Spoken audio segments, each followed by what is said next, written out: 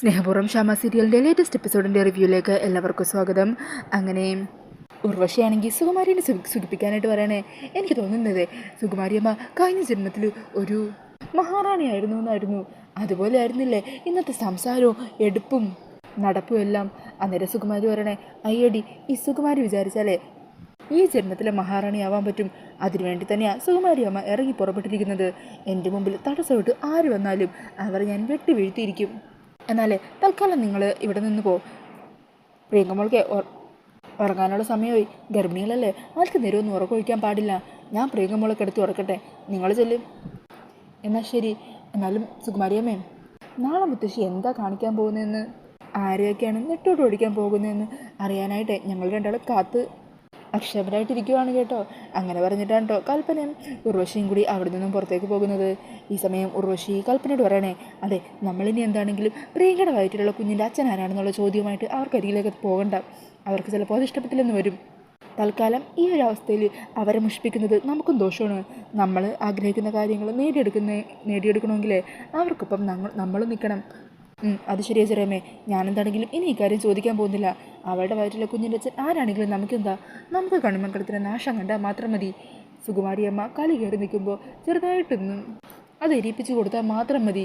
പിന്നെ അവർ ഈ വീട് കത്തിക്കുകയോ ദഹിപ്പിക്കുകയോ ആരുടെയെങ്കിലും കുടലും പണ്ടോ കുത്തിയെടുക്കുകയോ എന്താണെന്ന് വെച്ചാൽ ചെയ്തോളും. നമ്മളത് കാഴ്ചക്കാരെ കണ്ടു നിന്നാൽ മാത്രം മതി. അങ്ങനെ പറഞ്ഞ് അവരവിടെ നിന്നും പോകുവാണ് കേട്ടോ. ഈ സമയം സുകുമാരി വാതിലൊക്കെ അടച്ച് പ്രിയങ്കയുടെ അരികിലേക്ക് ചെല്ലുക. അന്നേരം പ്രിയങ്ക പറയണേ, എൻ്റെ മുത്തശ്ശി രണ്ടിനെ വിശ്വസിക്കാൻ പറ്റില്ല. രണ്ട് വള്ളത്തിലും കാല് വെച്ച് നടക്കുക. എപ്പോഴാണ് മറുകണ്ട് ചാടുക എന്ന് പറയാൻ പറ്റില്ല. അതെനിക്കറിയാം മോളെ. അവർ ഞാൻ നിർത്തേണ്ടടുത്ത് നിർത്തുന്നുള്ളൂ. നമുക്കിട്ടെങ്ങാനും അവരെന്തെങ്കിലും ഒരു പണി തന്നാൽ അതിന് തിരിച്ചവർക്ക് അതിലും വലിയ പണി കൊടുക്കാനേ ഈ മുത്തശ്ശിക്കറിയാം. അതുകൊണ്ട് അതൊന്നും ഓർത്ത് എൻ്റെ മോളെ വിഷമിക്കണ്ട.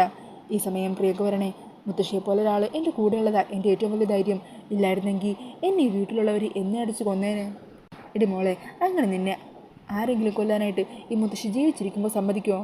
അങ്ങനെ ശ്രമിക്കുന്നവരുണ്ടല്ലോ, അവരെ ആയിരിക്കും ഞാൻ മുകളിലേക്ക് പറഞ്ഞു വിടാൻ പോകുന്നത്.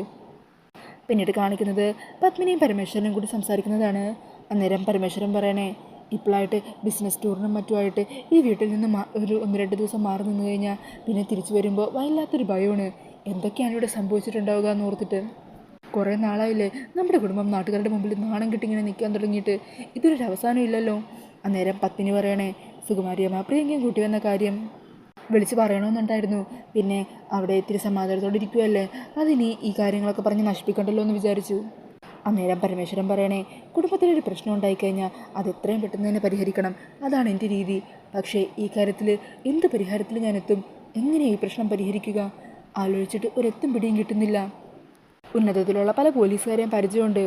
നമ്മൾ അവരോടൊരു വാക്ക് പറഞ്ഞാൽ മാത്രം മതി, നമ്മുടെ കുടുംബത്തിൽ 2 പേര് അനധികൃതമായി വന്ന് താമസിക്കുന്നുവെന്ന്. അങ്ങനെ പറഞ്ഞു കഴിഞ്ഞാൽ അടുത്ത നിമിഷം തന്നെ അവർ വന്ന് സുകുമാരിയമ്മേനെയും പ്രിയങ്കയും പിടിച്ച് ഈ ഗേറ്റിന് വെളിയിലേക്കിടും. പക്ഷേ അങ്ങനെ ചെയ്തു കഴിഞ്ഞാൽ പ്രശ്നങ്ങളെല്ലാം തീരുമോ? ഇല്ലല്ലോ. ആ നിമിഷം സുകുമാരിയമ്മ പ്രിയങ്കയും കൂട്ടി മീഡിയക്ക് മുമ്പിലേക്ക് പോകില്ലേ, ഇല്ലാത്ത കാര്യങ്ങളെല്ലാം വിളിച്ചു പറയില്ലേ. അതോടെ നമ്മുടെ കുടുംബം നാട്ടുകാർക്ക് മുമ്പിൽ കൂടുതൽ അപമാനപ്പെട്ട് പോവുകയല്ലേ ചെയ്യുള്ളൂ. മനസ്സിൽ സ്ഥിരതയില്ലാത്തതും ഗർഭിണിയുമായിട്ടുള്ളൊരു പെൺകുട്ടിയെ നമ്മൾ വീടിന് പുറത്താക്കിയത് മീഡിയക്കാരും മറ്റും ആഘോഷിക്കില്ലേ. നമ്മുടെ കൺമുമ്പിൽ കൂടി തന്നെ വേറെ പോലീസുകാർ അറസ്റ്റ് ചെയ്തുകൊണ്ട് പോകില്ലേ. ആ കാഴ്ചയും നമുക്ക് കാണേണ്ടി വരില്ലേ.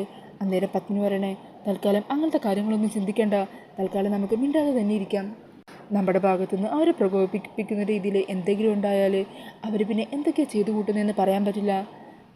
സത്യം എന്താണെന്ന് നമുക്കറിയാം. പ്രിയങ്കേൻ്റെ വയറ്റിൽ വളരുന്നത് അച്ഛൻ ആരാണെന്ന് പോലും അറിയാത്തൊരു കുഞ്ഞാണ്. അവളുടെ ഗർഭത്തിന് ഉത്തരവാദി ആരാണ്? രാധികയുടെ അവസ്ഥ എന്താകും? ആലോചിച്ചിട്ടാണെങ്കിൽ ഒരു സമാധാനവും കിട്ടുന്നില്ല. അന്നേരം പരമേശ്വരൻ പറയണേ, വരുണിനെ ഞാൻ എൻ്റെ മകനായിട്ടല്ല കണ്ടത്, ഒരു സുഹൃത്തായിട്ടാണ്. ഈ അവസ്ഥയിൽ അവനൊന്ന് ചേർത്ത് പിടിച്ച് ആശ്വസിപ്പിക്കാനോ ഇതിനെക്കുറിച്ച് എന്തെങ്കിലും ചോദിക്കാനോ പോലും എന്നെക്കൊണ്ട് പറ്റുന്നില്ല. അങ്ങനെ സംസാരിച്ചുകൊണ്ട് നിൽക്കുന്ന സമയത്ത് പരമേശ്വരൻ പെട്ടെന്ന് എന്തോ ഒരു അസ്വസ്ഥത തോന്നുവാണ് കേട്ടോ. അങ്ങനെ നെഞ്ചി കൈ വെച്ച് നിൽക്കുക. അത് കാണുമ്പോൾ പത്മിനി പേടിക്കുക. എന്ത് പറ്റി? എന്താണെന്നറിയില്ല, ചെറിയൊരു അസ്വസ്ഥത. രാത്രിയിലെ മരുന്ന് കഴിച്ചില്ല, ചിലപ്പോൾ അതിൻ്റെ ആവും. താൻ മരുന്ന് ഇങ്ങടുത്തെ. അങ്ങനെ മരുന്നൊക്കെ കഴിക്കുകൊണ്ടോ പരമേശ്വരൻ. വേറെ എന്തെങ്കിലും ബുദ്ധിമുട്ട് തോന്നുന്നുണ്ടോ? നമുക്ക് ഹോസ്പിറ്റലിൽ പോകാം. അതൊന്നും വേണ്ടടോ, ഒന്ന് കിടന്നാൽ മാത്രം മതി. അങ്ങനെ പരമേശ്വരൻ കിടക്കുവാണ്. ഈ സമയം പത്മിനി പറയണേ, അതെ വരുണിൻ്റെ കാര്യമൊന്നും ആലോചിച്ച് കൂടുതൽ ടെൻഷനാവണ്ട, സമാധാനത്തോടെ ഇരിക്കുക, എല്ലാത്തിനും ഒരു പരിഹാരം ഉണ്ടാകും. അന്നേരം പരമേശ്വരൻ പറയണേ, മക്കളെ നമ്മൾ നമ്മുടെ ഈ നെഞ്ചിൽ കിടത്തിയല്ലേ വളർത്തുന്നത്. അവർക്ക് എന്തെങ്കിലും ഒരു പ്രശ്നമോ സങ്കടമോ വന്നെന്നറിഞ്ഞാൽ അവർ കരയുന്നതിൻ്റെ ഒപ്പം നമ്മുടെ ഉള്ളും കരയില്ലേ, ഇതും അത്രേ ഉള്ളൂ. അങ്ങനെ പരമേശ്വരൻ്റെ ആ വാക്കുകളൊക്കെ കേട്ട് സങ്കടത്തോടെ ഇരിക്കുകയാണ് പത്മിനി. പിന്നീട് കാണിക്കുന്നത് അടുത്ത ദിവസം രാവിലെ പൂജാമുറിയിൽ നിന്ന് പ്രാർത്ഥിക്കുന്ന രാധികേനെയാണ്. എൻ്റെ കൃഷ്ണ, പുറമേ ശാന്തമായിരിക്കുന്നുവെങ്കിലും ഈ വീടിപ്പോൾ പുകയുന്നൊരു അഗ്നിപർവ്വതമാണ്. എൻ്റെ മുമ്പിൽ ചിരിച്ചു കളിച്ച് ഉണ്ടെന്നേ ഉള്ളൂ വരുൺ. പാവം വരുണിൻ്റെ മനസ്സിൽ മുഴുവൻ ഒരു പുകച്ചിലാണ്. വീട്ടുകാർക്ക് മുമ്പിലും നാട്ടുകാർക്ക് മുമ്പിലും എന്തിന് എൻ്റെ മുമ്പിൽ പോലും കുറ്റക്കാരനല്ലെന്ന് കാണിക്കാൻ വരുൺ വല്ലാതെ പാടുപെടുന്നുണ്ട്. എനിക്കെൻ്റെ വരുണിനെ പൂർണ്ണമായിട്ടും വിശ്വാസമാണ്. ആരെന്ത് പറഞ്ഞാലും ഞാൻ എൻ്റെ വരുണിനെ ഒരിക്കലും സംശയിക്കുക തെറ്റിദ്ധരിക്കുക ഒന്നുമില്ല. വരുണിൻ്റെ എല്ലാ പ്രശ്നങ്ങളും മാറണം. എനിക്കെൻ്റെ വരുണിനെ പഴയതുപോലെ തിരികെ കിട്ടണം. അങ്ങനെ പ്രാർത്ഥിച്ചതിന് ശേഷം രാധിക അവിടെ നിന്നും പോകുവാണ്. ഈ സമയം ഫോൺ ബെല്ലടിക്കുമ്പോൾ രാധിക ചെന്ന് കോൾ എടുക്കുവാണ് കേട്ടോ. അത് മറ്റാരും ആയിരിക്കില്ല, ശ്യാമയായിരിക്കും. അന്നേരം ശ്യാമ ചോദിക്കണേ, എന്താ അവിടുത്തെ അവസ്ഥ? മാഡത്തിനറിയാലോ. കാര്യങ്ങളൊക്കെ അറിയാം. അന്നേരം ശ്യാമ പറയുന്നുണ്ട്, പ്രശ്നങ്ങളുണ്ടെന്നും പറഞ്ഞ് അതും ആലോചിച്ച് അങ്ങനെ ഇരുന്നാൽ മതിയോ? അതിൽ നിന്ന് നിങ്ങൾക്ക് രണ്ടാൾക്കൊരു മോചനം വേണ്ടേ? അതിനുള്ളൊരു കാര്യം പറയാനാ ഞാനിപ്പോൾ വിളിച്ചത്. എന്താ മാഡം? മറ്റൊന്നുമല്ല, മോളെ ഒരു സിനിമയിൽ പാടാൻ പോകുവാണ്. നല്ല ബാനറാ. മോൾക്ക് ആ ഒരു സിനിമയിൽ പാടുന്നതിലൂടെ വലിയ ഉയരങ്ങളിലേക്ക് എത്താൻ പറ്റും, കുറേ പേരിലേക്ക് എത്തിപ്പെടാൻ പറ്റും. മോളിക്കാര്യം വരനോടൊന്ന് സംസാരിക്കേ. അല്ല മാഡം, ഈ ഒരു സാഹചര്യത്തിൽ മോളുടെ ഈ അവസ്ഥയും ഈ ടെൻഷനിൽ നിന്ന് ഒരു മോചനം മോൾക്ക് വേണ്ടേ? അതിന് വേണ്ടിയിട്ടാണ് ഞാൻ ഈ കാര്യം പറഞ്ഞത്. ഞാൻ തന്നെ വരനോട് സംസാരിക്കാം. അത് വേണ്ട മാഡം, ഞാൻ സംസാരിച്ചോളാം വരനോട്, എന്നിട്ട് മാഡത്തെ വിളിക്കാം. എന്നാലും മാഡം എനിക്ക് വേണ്ടി എൻ്റെ ഈ സങ്കടത്തിൽ നിന്നൊക്കെ പുറത്തു കൊണ്ടുവരാനായിട്ട് മാഡം ഒത്തിരി കഷ്ടപ്പെടുന്നുണ്ടല്ലോ. ഇതിനൊക്കെ ഞാൻ ഇങ്ങനെ നന്ദി പറയണമെന്നറിയില്ല. Thank you madam. അന്നേരം ശ്യാമ പറയണേ, നമ്മൾ അമ്മയും മോളും ആയതിനു ശേഷം ഞാൻ പലതവണ പറഞ്ഞൊരു കാര്യമുണ്ട്. നമുക്കിടയിൽ ഒന്നിനും താങ്ക് യു നന്ദി അതിൻ്റെ ഒന്നും ഒരാവശ്യമില്ല. നീ എൻ്റെ മോളല്ലേ. എൻ്റെ മോളുടെ മനസ്സ് വേദനിച്ച ലോകത്തിൻ്റെ ഏത് കോടിൽ നിന്നാണെങ്കിലും ഈ അമ്മത് മനസ്സിലാക്കും. അതിന് എന്നെക്കൊണ്ട് ചെയ്യാൻ പറ്റുന്ന പരിഹാരം ചെയ്യുകയും ചെയ്യും. എന്നാൽ ശരി, മോൾ വരനോട് സംസാരിച്ചിട്ട് വിളിച്ചാൽ മതി. അങ്ങനെ പറഞ്ഞ് ശ്യാമ ഫോൺ കട്ട് ചെയ്യുവാണ്.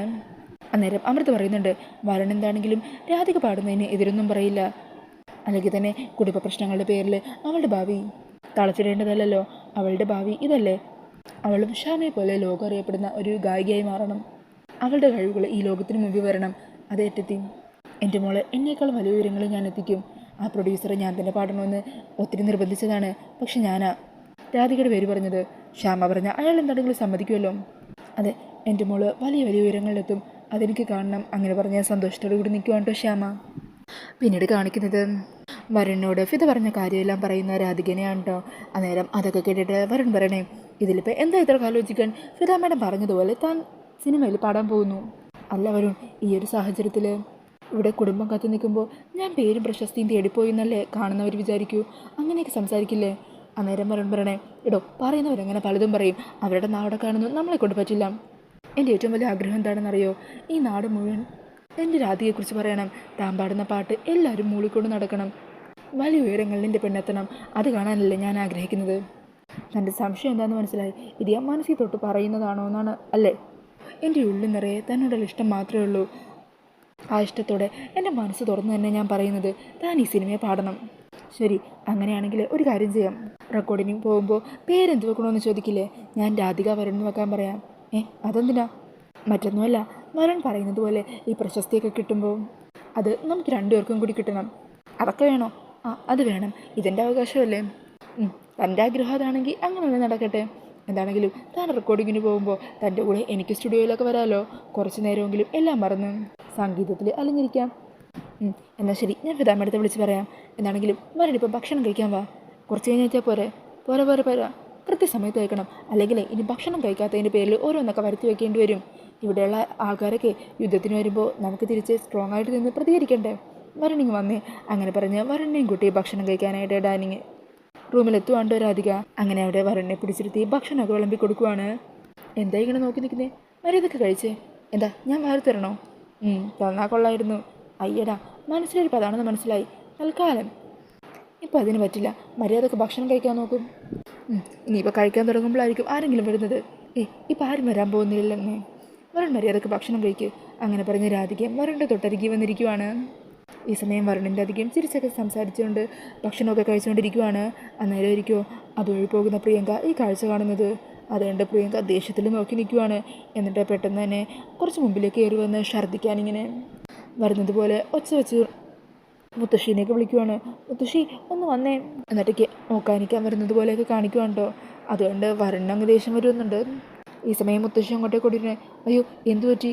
മോളെ വയ്യ നിനക്ക് ഛർദ്ദിക്കാൻ തോന്നുന്നുണ്ടോ? ഈ സമയം രാധിക പറയണേ, മുത്തശ്ശി അവളെ പുറത്തേക്ക് എങ്ങാനും കൂട്ടിക്കൊണ്ടു പോകും.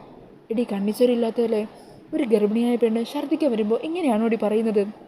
മോള് വന്നേ എന്നും പറഞ്ഞ് പുറത്തേക്ക് കൊണ്ടുപോയി വാഷ് ബേസിൻ്റെ അവിടെ നിന്ന് പ്രിയങ്കയെ ഛർദ്ദിപ്പിക്കുകയാണ് കേട്ടോ. അങ്ങനെ പ്രിയങ്ക വല്ലാതെ വൊമിറ്റ് ചെയ്തുകൊണ്ടിരിക്കുമായിരിക്കും. അന്നേരം വരുണാണെങ്കിൽ ഭക്ഷണം കഴിക്കാതെ എണീറ്റ് പോകാൻ വേണ്ടി തുടങ്ങുക. ഈ സമയം രാധിക പിടിച്ചിട്ട് തന്നെ, വരുൺ ഒന്നും കഴിച്ചില്ലല്ലോ, കഴിക്കും. അങ്ങനെ വൊമിറ്റ് ചെയ്തൊക്കെ കളഞ്ഞ് പ്രിയങ്ക ആകെ തളർന്ന പോലെ നിൽക്കുവാണ് കേട്ടോ. ഈ സമയം മുത്തശ്ശി പ്രിയങ്കയെ താങ്ങി പിടിച്ചുകൊണ്ട് നിൽക്കുന്നുണ്ട്. ഓ എടി ദുഷ്ടേ, ഒന്ന് വന്ന് ഇവളുടെ മുതുകെങ്കിലും തടക്കി കൊടുത്തൂടെ? എനിക്ക് ഒറ്റയ്ക്ക് ഇവളെ താങ്ങി പിടിച്ച് നിർത്താൻ പറ്റുന്നില്ല, ആകെ തളർന്നിരിക്കും എൻ്റെ മോള്, നിനക്കൊന്ന് വന്ന് പിടിച്ചൂടെ? അന്നേരം രാധിക എണീറ്റ് പ്രിയങ്കയെ പിടിക്കാൻ വേണ്ടി തുടങ്ങുക. ഈ സമയം വരുൺ രാധികയെ തടയണേ, എടോ താൻ അവിടെ നിൽക്കും, ഇവരുടെ ഈ കോപ്രായങ്ങൾക്കൊന്നും താൻ കൂട്ടി നിൽക്കണ്ട, അവർ ഒറ്റയ്ക്ക് എന്താണെന്ന് വെച്ചാൽ ചെയ്തോട്ടെ.